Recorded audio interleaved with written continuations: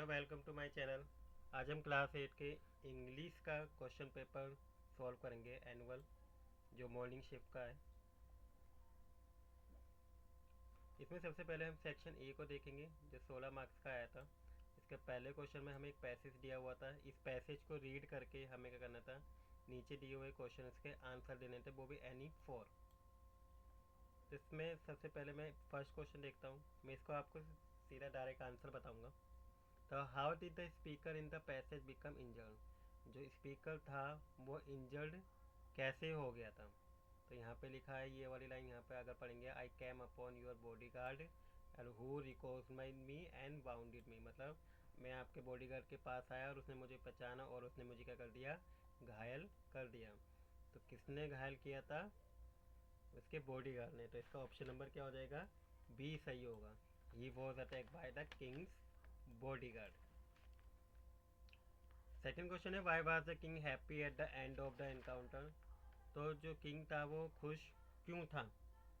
तो इसके option number जो बी है वो सही है। He had made peace with his enemy and gain A friend. Third question में पूछा था कि what quality of the king is demonstrated by his action toward the speaker. तो इसका जो आंसर है वो क्या है, काइंडनेस एंड फॉरगिवनेस, उसके अंदर क्वालिटी थी। क्वेश्चन नंबर 4 में, what did the king promise to send the man after forgiven him. तो उसने उसको क्या भेजा था, तो ये हिज ओन डॉक्टर और सर्वेंट।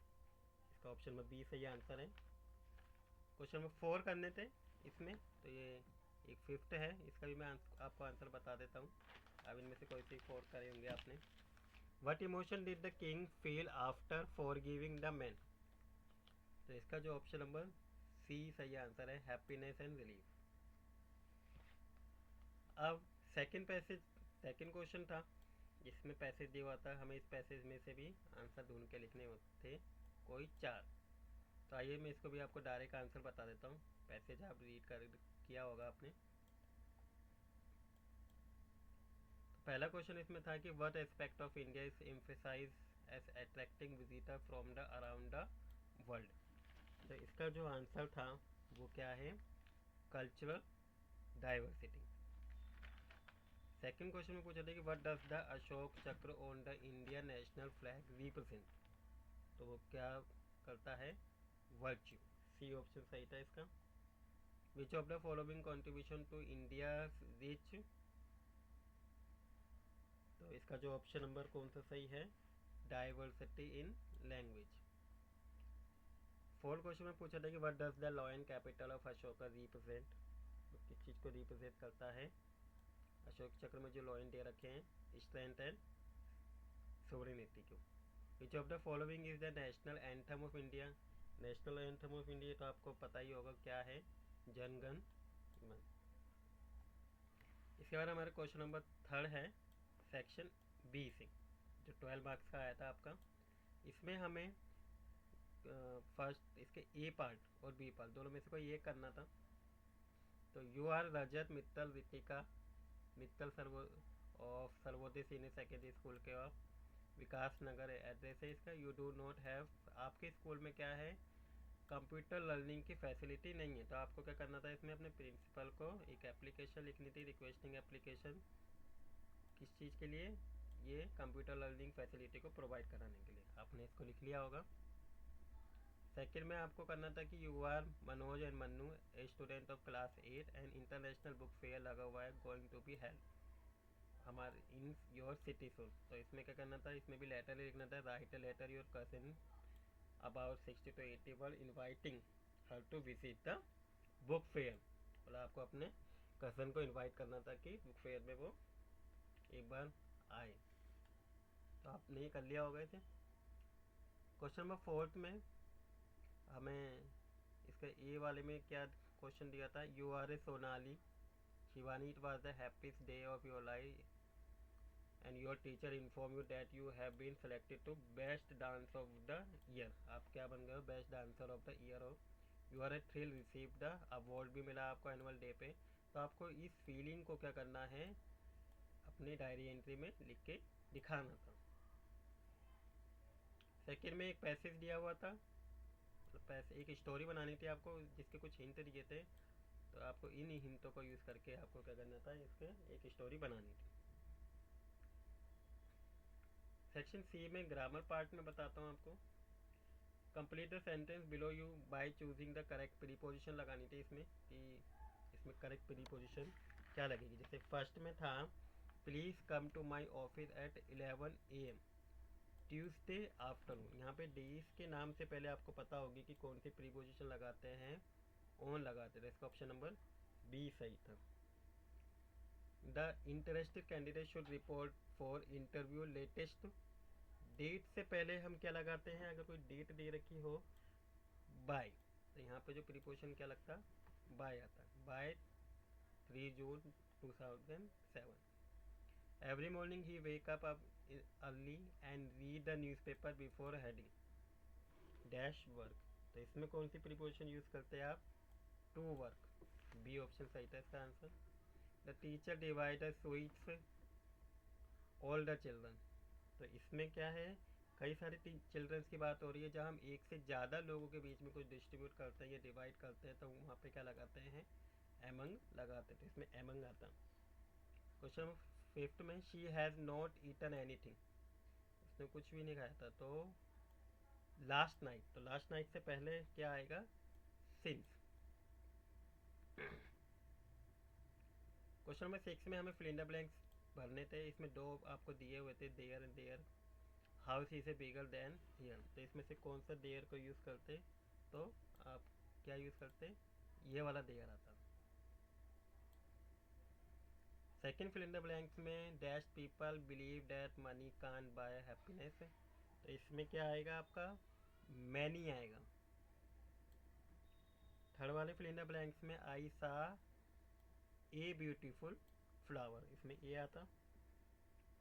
फोर्थ वाले फिल इन द ब्लैंक्स में ईच आता, each member of the group. Fifth में आपका दोज आएगा, can you please deliver those novel left in the I left in the yard. इसके बाद question number 7 में भी आपको क्या करने थे, फिल इन द ब्लैंक से भरने थे, कोई 3 करने थे।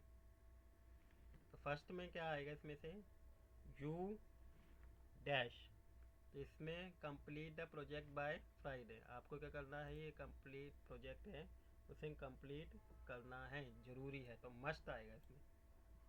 ठीक है, ए वाले में मस्ट आ जाएगा।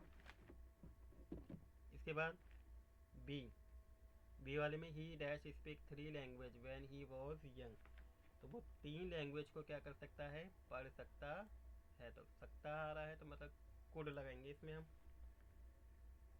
सी, they dash arrive at the birthday party at around 9 PM, तो सी वाले में क्या आएगा, विल आएगा।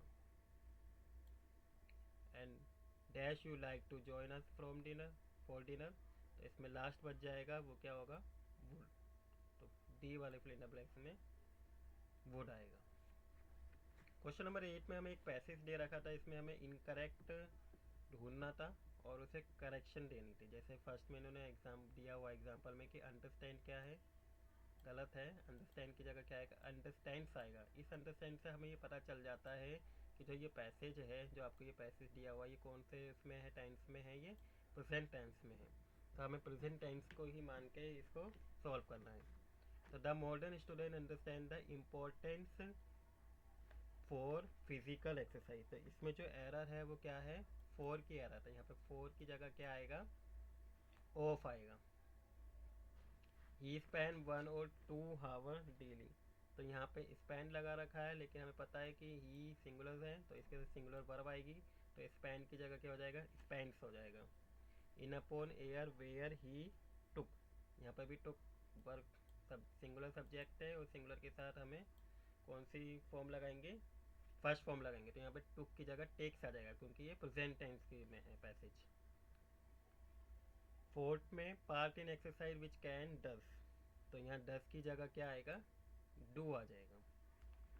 तो इस तरह से एरर करेक्शन को हमें करना था।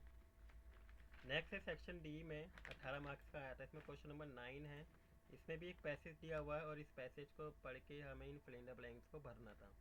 तो इसमें सबसे पहले है, आप पैसेज को रीड कर लेंगे और फिर इसका आंसर देंगे। जोडी वाज थिंकिंग अबाउट, जोडी है वो सोच रहा था किसके बारे में, तो आपको दिखेगा यहाँ पे Jody gave himself over to thought of the phone, तो किसके बारे में सोच रहा था, द फोन के बारे में सोच रहा था।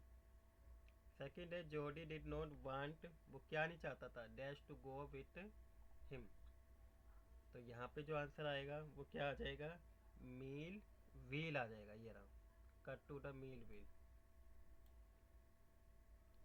थर्ड में आप dash got bitten by the snake, तो किसको इस स्टोरी में किसको स्नैक ने काट लिया था, जोडी के फादर को, तो यहाँ पे हम क्या लिखेंगे, जोडीज फादर लिख देंगे, कि जोडीज के फादर थे जिसको क्या कर लिया था, काट लिया था।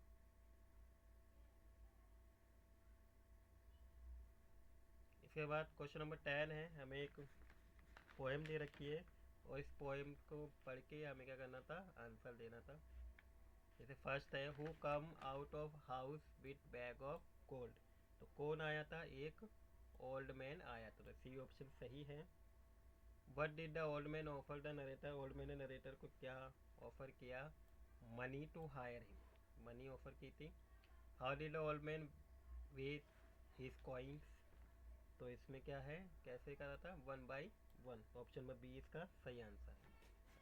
इसके बाद क्वेश्चन नंबर 11 में आपके 30 to 40 वर्ड में आंसर देने थे, कोई 4 करने थे, तो ये 4 क्वेश्चन आए थे, इन चारों में से कोई, वो 5 थे आपके, इन चारों पाँचों में से आपको कोई 4 करने थे। जैसे फर्स्ट में था the old man offer to speaker lot of money, speaker किया था, मतलब लॉट ऑफ मनी उसको ऑफर किया था, किसने, एक ओल्ड मैन ने, ये लास्ट बार्गिंग से आया है। Why did he turn down the offer, उसने उसके इस ऑफर को एक्सेप्ट क्यों नहीं किया।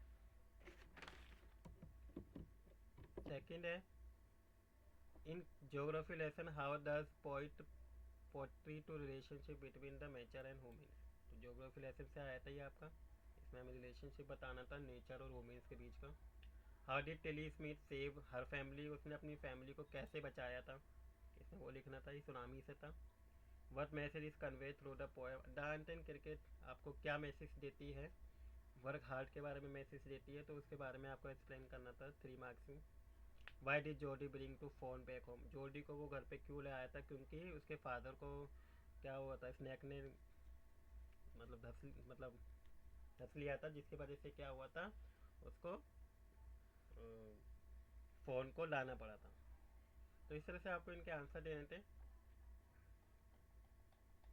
तो आई होप आपको ये वीडियो अच्छी लगी हो, अगर आपको ये वीडियो अच्छी लगी हो तो please like the channel and share the video and subscribe the channel.